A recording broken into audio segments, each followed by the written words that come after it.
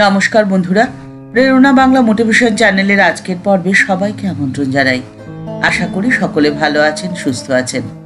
সংসার জীবন দুঃখের কেন হয়? কেন যন্ত্রণা অশান্তিতে পরিপূর্ণ হয়ে থাকে জীবন? কেন প্রাণ খুলে আনন্দ করতে পারি না? কেন সংসারকে বোঝা বলে মনে হয়? এই হাজারো কেনর প্রশ্নের উত্তর হয় মাত্র দুটি কারণের জন্য আমরা আমাদের জীবনে দুঃখ পাই, অশান্তি পাই, কষ্ট পাই। আর প্রত্যেক দিনের জীবনে যদি মাত্র একটি মন্ত্র আপনি গ্রহণ করতে পারেন, একটি কথা অনুসরণ করে চলতে পারেন, তাহলে আপনার জীবনে দুঃখের কোনো অস্তিত্বই থাকবে না। আপনার জীবন পরিপূর্ণ হয়ে উঠবে আনন্দে। কি সেই কথা? কিভাবে চললে আপনি আপনার জীবনকে আনন্দে ভরিয়ে তুলতে পারবেন? সম্পূর্ণ ভিডিওটি দেখলে সে কথাটি আপনি জানতে পারবেন। তাই সঙ্গে থাকার অনুরোধ রইল। আমাদের জীবন দুঃখের হওয়ার প্রথম কারণটি হলো আমাদের মনের শূন্যতা।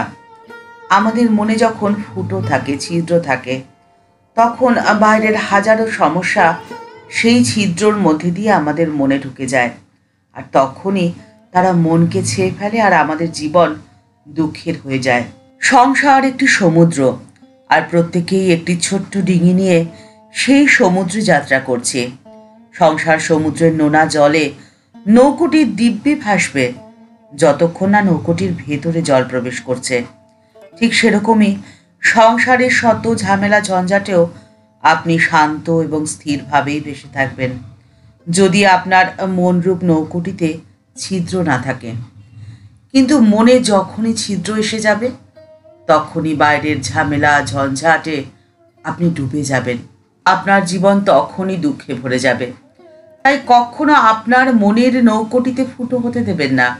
আপনার মনটিকে পরিপূর্ণ করে রাখুন ভালোবাসা, বিশ্বাস আর ভক্তিতে। ঠাকুর রামকৃষ্ণ পরমহংসদেব বলছেন, আমি তাদেরকেই ভালোবাসি যাদের সংস্কার আছে, যারা শুদ্ধ আত্মা, যারা ঈশ্বরের জন্য ব্যাকুল।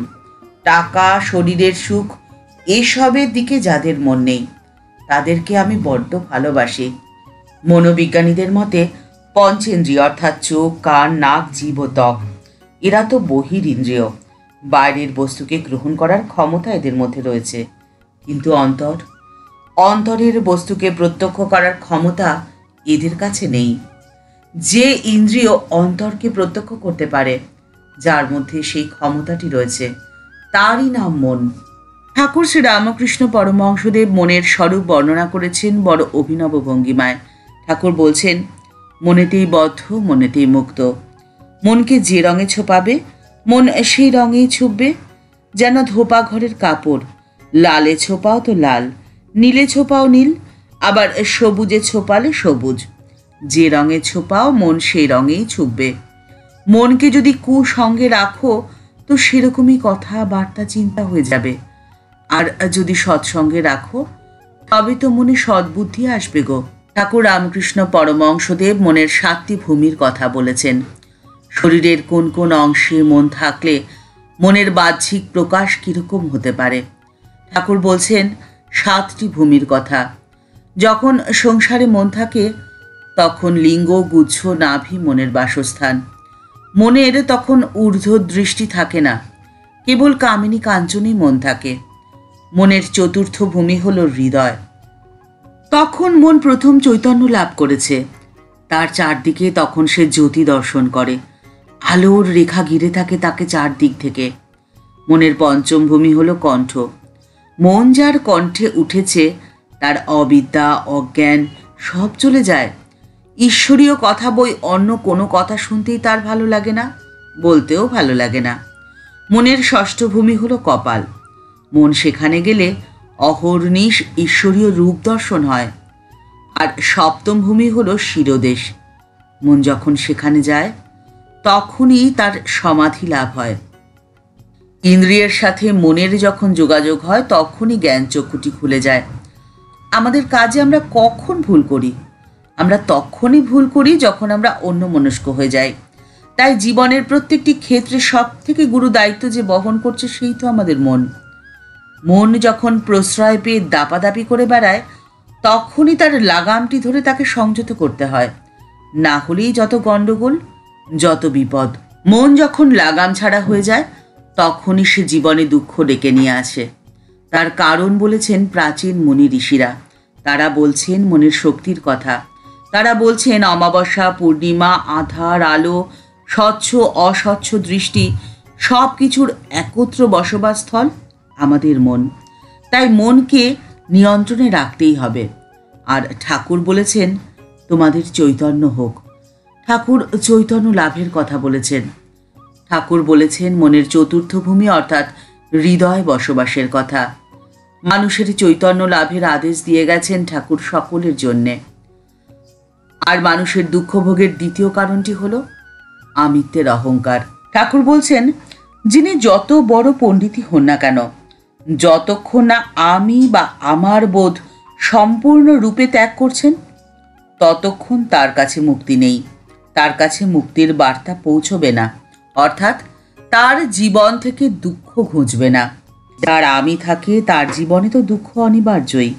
আমি থাকতে আমার দুঃখবোধ তো যাওয়ার নয়। সুতরাং দুঃখের নিবৃত্তি চাইলে আমিত্বের বিসর্জন প্রয়োজন। আমিত্বকে বিসর্জন দিতে পারলেই দুঃখ থেকে মুক্তি পাওয়া সম্ভব। আমি নিয়ে মত্ত মানুষেরা যে বদ্ধজীব, আপনি আপনার চারপাশে ভালো করে দেখলেই তা বুঝতে পারবেন। আপনি যদি আপনার চারপাশে ভালোভাবে লক্ষ্য করে দেখেন, তাহলে আপনি দেখতে পারবেন যে যেসব মানুষেরা আমি নিয়ে মত্ত, তাদের জীবন থেকে সরলতা হারিয়ে যায়। আর যারা সরল তারাই তো স্বচ্ছ, তারাই তো পবিত্র। শিশুর সরলতা দেখে আনন্দ হয় না এমন মানুষ কি আছে বলুন তো? প্রত্যেকটা মানুষই তো জীবনের একটা পর্যায়ে শিশুই থাকে, সরল থাকে, স্বচ্ছ থাকে, পবিত্র থাকে। কিন্তু সময়ের সাথে সাথে সেই সরলতা কোথায় জানি হারিয়ে যায়। একটি মাত্র কাজ করলেই বা একটি মন্ত্রকে প্রত্যেক দিনের জীবনে গ্রহণ করতে পারলেই আপনার জীবন থেকে কোনোদিনও সেই সরলতা হারিয়ে যাবে না। কি সেই কাজ? সে কথা বলেছেন ঠাকুর রামকৃষ্ণ পরমহংসদেব স্বয়ং।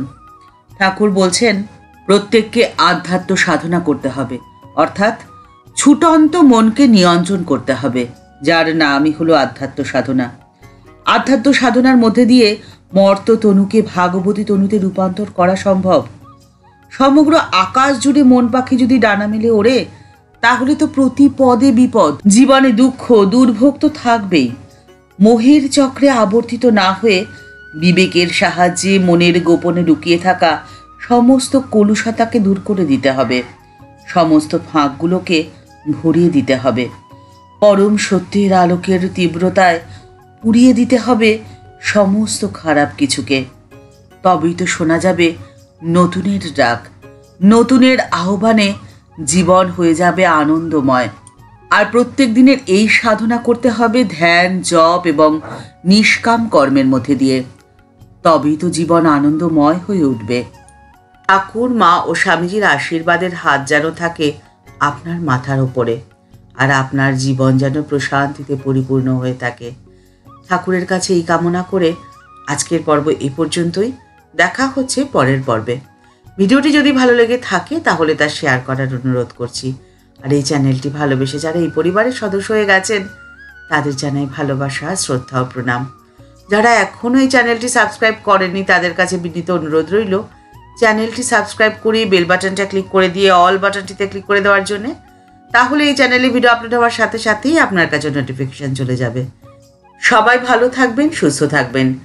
আর এই ভিডিওর উপস্থাপনা যদি আপনাদের ভালো লেগে থাকে তাহলে একটি লাইক দিয়ে আমাদেরকে অনুপ্রাণিত করার অনুরোধ রইল। আর আপনাদের মূল্যবান মতামত কমেন্টস বক্সের মধ্যে জানাতে ভুলবেন না।